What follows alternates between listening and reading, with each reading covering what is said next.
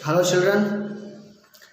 Lastly, we understood the Chanakya's economic thoughts. Now we will try to understand Gandhiji's economic thoughts. Gandhi ji की अर्थशास्त्र को लेकर उनकी अपनी क्या विचारधारा थी, अपनी क्या थिंकिंग थी। बेसिकली देखा जाए तो गांधी जी की अपनी थिंकिंग जो है अपनी थिंकिंग थी नहीं, ऐसा बोलो तो कोई बहुत बड़ी बात नहीं। Because it is just like that कि भगवान कृष्ण ने जैसे गीता में जो है एक बात कहा है, बराबर है, कि उन्होंने ये बोला है कि भाई बहुधा बहुवीर बहुगीतानी, बराबर है। इस बात को जो है वेदों से लेकर, छंदों से लेकर, शास्त्रों से लेकर हर किसी ने, ऋषियों ने जो है इसको बार बार गाया है। वही बात मैं तुझे बता रहा हूँ। तो बेसिकली जो इंडियन फिलोसॉफी का जो नर्चर है, उसी चीज़ को जो है गांधी जी ने जो है लोगों को एक्सप्लेन करने की कोशिश की, बराबर है। कभी उन्होंने दावा भी नहीं किया इस बात के लिए कि भाई ये मेरे इंडिपेंडेंट थॉट्स है। That is the interesting thing. अब यहाँ पर अगर आप गांधी जी को जो है एक रिफॉर्मर, एक क्या बोलते हैं, एक सामाजिक कार्यकर, बराबर, एक समाज सुधारक, इन सब चीज़ों के तौर पर अगर आप देखोगे तो रियल में आपको गांधी जी की ग्रेटनेस दिखाई देगी। हाँ, अगर आप उनको पॉलिटिशियन अगर आप ऑब्जर्व करते हो, अगर पॉलिटिशियन के चश्मे से अगर आप गांधी जी को देखोगे तो गांधी जी शायद आप गांधी जी को पसंद ना करो। Very frankly I am telling you, Gandhi ji एक क्या बोलते हैं, क्रिटिसिज्म का एक सब्जेक्ट हो सकते हैं if you will see the point view of as a politician. तो मैं हमेशा जो है लोगों को ये बोलता हूँ कि भाई गांधी जी को आप एज अ पॉलिटिशियन मत देखो, क्योंकि पॉलिटिशियन के तौर पर अगर आप गांधी जी को देखोगे तो उनकी बहुत सारी ऐसी अक्षम्य भूलें हैं, बराबर है। तो जो एक पॉलिटिक्स को जो है पॉलिटिशियन को शोभा नहीं देती है, बराबर। और रियल में मैं बोलूँ आप लोगों को, मैं जो है गांधी जी को कभी एज अ पॉलिटिशियन देखते नहीं हूँ। उनको मैं एक समाज सुधारक के तौर पर देखता हूँ। तो मैं उनकी रिस्पेक्ट करता हूँ। मैं एज अ समाज सुधारक, उनकी जो सोच थी वो कॉम्प्रीहेंसिवली बहुत ही ब्रॉड थी। आज के सांप्रत समय की अगर मैं बात करूँ ना, तो उनकी सोच जो है यूँ कहो कि एक बहुत ब्रॉड लेवल पर थी, जहाँ पर जो हम जो बेसिक थिंकिंग रखते हैं ना, वसुधैव कुटुंबकम, कि पूरी पृथ्वी मेरा परिवार, बहुत बड़ी सोच है भाई। बोलना इतना आसान है, लेकिन आपका पड़ोसी जो है जब आपके ऊपर अटैक करे, बराबर है, और उस समय जब आप इस प्रिंसिपल को आगे रख के चलो तो ये बहुत चैलेंजिंग हो जाता है। समझ में आया कि नहीं आया? तो ये बहुत ही क्या बोलते हैं, गांधी जी की लाइफ में अगर आप देखो तो गांधी जी बहुत अपने आज के ज़माने के विचारों से कहीं आगे थे गांधी जी। और वो सोच जो है इतनी महान और इतनी बड़ी थी कि शायद आपके और मेरे कॉमन मैन को जो है शायद वो डाइजेस्ट भी नहीं हो। And due to that reason, बराबर है, गांधी जी की बातें जो है शायद हम लोगों को अप्रासंगिक लगती हैं, लेकिन वो बहुत ही प्रासंगिक है। एक हायर लेवल की सोसाइटी में जहाँ पर जो है विचारों की उन्नतता है, हाइप है, टॉप है, वहाँ पर जो है गांधी जी बिल्कुल रिलेवेंट है। ठीक है, तो गांधी जी की अगर हम लोग बात करें तो एक बनिया परिवार में जो है उनका जन्म जो है पोरबंदर में 1869 को, बराबर है। एक नॉर्मल एक फैमिली में होता है। पापा उनके जो थे करमचंद, बराबर है, वो जो है राजकोट में दीवान थे, बराबर है, आप बोल सकते हो कि रॉयल फैमिली के सेक्रेटरी थे। और माँ जो थी उनकी, बराबर है, कि कितने लोगों को गांधी जी की माँ और पत्नी के बारे में ही पता नहीं होता है। उनको पूछो गांधी जी की माँ का नाम क्या था तो बोलते कस्तूरबा। कस्तूरबा उनकी पत्नी का नाम था, बराबर है। उनकी माँ का नाम था पुतलीबाई। ठीक है, तो गांधी जी की जो माँ थी पुतलीबाई, वो बचपन से ही एक बहुत ही धार्मिक महिला थी, बराबर। अगर आपको कभी गांधी जी की जो है उनकी जो बायोग्राफी है, एक्सपेरिमेंट ऑन द ट्रुथ, सत्य के ऊपर किए गए प्रयोग, देखो कितनी वो इंसान जो है हमारी सोच के बाहर का इंसान है। इसलिए हम शायद गांधी जी को कभी जस्टिफाई नहीं कर पाए। हमारे ही देश के लोग, हम लोग जो है क्या कहते हैं, जितना हमने गांधी जी का अनादर किया है ना, इतना जो है दुनिया में किसी ने भी नहीं किया है, बराबर, क्योंकि हम समझ नहीं पाए उनको। तकलीफ ये है सबसे बड़ी। और जिन लोगों ने समझाना था उनको ही समझ में नहीं आया तो दूसरों को तो क्या समझ में आएगा, बराबर है। तो मैं इसीलिए बोल रहा हूँ बार बार कि गांधी जी को जो है आप एज अ पॉलिटिशियन मत देखना। अगर आप देखोगे तो आपको गांधी जी में खामियाँ ही खामियाँ दिखाई देंगी, बराबर है। अगर उनको देखना हो तो as a saint, as a philosopher, as a reformer, okay, as a सुधारवादी, आप इस तरह से आप गांधी जी को देखो तो really you will love Gandhi ji.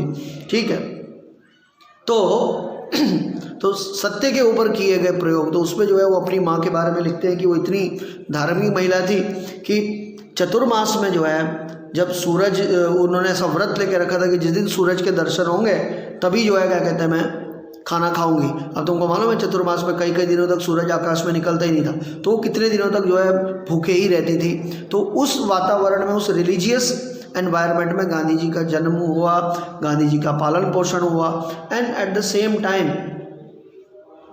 Gandhi ji को बचपन में जो है दो चीज़ों से उनके जीवन में एक बहुत बड़ा परिवर्तन आया।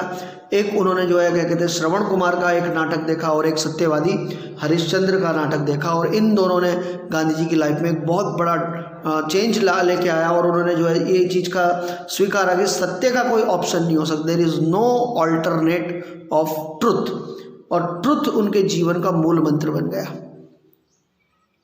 And after that Gandhi ji जो है थोड़े और बड़े होते हैं, भावनगर की श्यामल दास कॉलेज में जो है पढ़ाई करते हैं, और उसके बाद में हायर स्टडी के लिए जब वो ब्रिटेन जाते हैं तो ब्रिटेन से जो है वो बैरिस्टर की पढ़ाई करके इंडिया आते हैं। और आने के बाद में जो है मुंबई में एक केस लड़ना होता है, और गांधी जी पहले केस में इतने तो खतरनाक घबरा जाते हैं कि उनके वकील को ही, उनका जो मुवक्किल था जिसके लिए वो केस लड़ रहे होते हैं, वो उसको बहुत ख़राब तरीके से वो हार जाता है। And it was the first failure of Gandhi जी।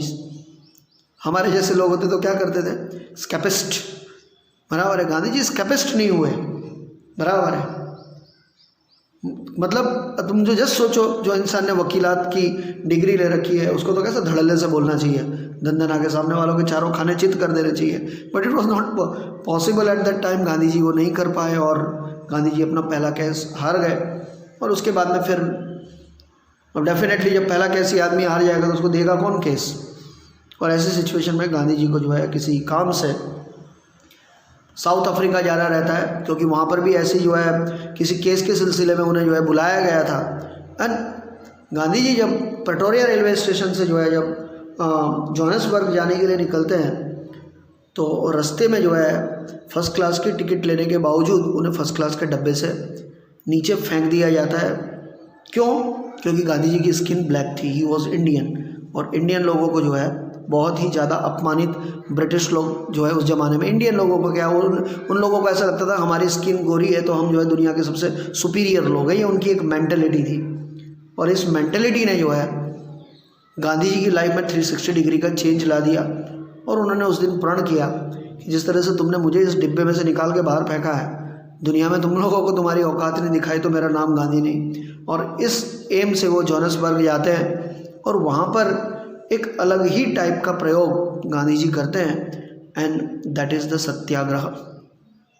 अब ये बहुत बड़ी फिलॉसफी है बच्चों, बराबर है।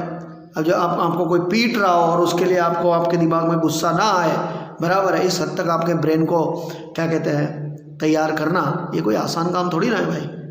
वो गांधी जी जैसा कोई विरला इंसान कर सकता, आपके और मेरे बस की बात नहीं है भाई ये। लेकिन गांधी जी ने ऐसे लोगों को तैयार किया, and that was the power of Gandhi ji. ये गांधी जी की पावर थी, ठीक है। अब गांधी जी ने जो है अंग्रेज लोगों के अगेंस्ट में वहाँ पे सत्याग्रह किया, बराबर है। उनको कोर्ट में टोपी उतार के जाना था, उन्होंने मना कर दिया। भाई बोले this is my respect, I can't do that. हमारे यहाँ पे टोपी उतारने का मतलब समझते हो तुम लोग क्या होता है, इज्जत का कचरा हो जाना।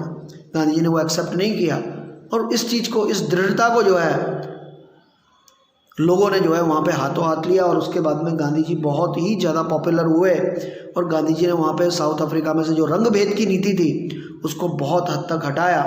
और गांधी जी के ही बाद में फॉलोअर अफ्रीका में नेल्सन मंडेला, नेल्सन नहीं, doctor Nelson Mandela, and similarly जो है यूएस में मार्टिन लूथर किंग जूनियर, बराबर है। इन्होंने गांधी जी के सत्याग्रह को बेस बनाकर अपने देश में बहुत बड़ा चेंज लेके आए, बराबर है। और जो अश्वेत लोगों को जो अधिकारों से वंचित किया गया था, ह्यूमन राइट्स है, वो उन्होंने लेने का प्रयत्न किया। तो गांधी जी ऐसी वैसी पर्सनैलिटी नहीं थे भाई, बहुत बड़ी पर्सनैलिटी थे। अनफॉर्चुनेट हमारे देश की यही है कि हमारे ग्रेट लोगों को हम पहचानते नहीं हैं, उनकी वैल्यू हमारे से ज़्यादा बाहर वाले लोग करते हैं। ये हमारे देश की बदनसीबी है, बदनसीबी, ठीक है। और गांधी जी अफ्रीका से जब वापस इंडिया आते हैं तो ड्यूरिंग दैट टाइम उनकी मुलाकात गोपाल कृष्ण गोखले से होती है।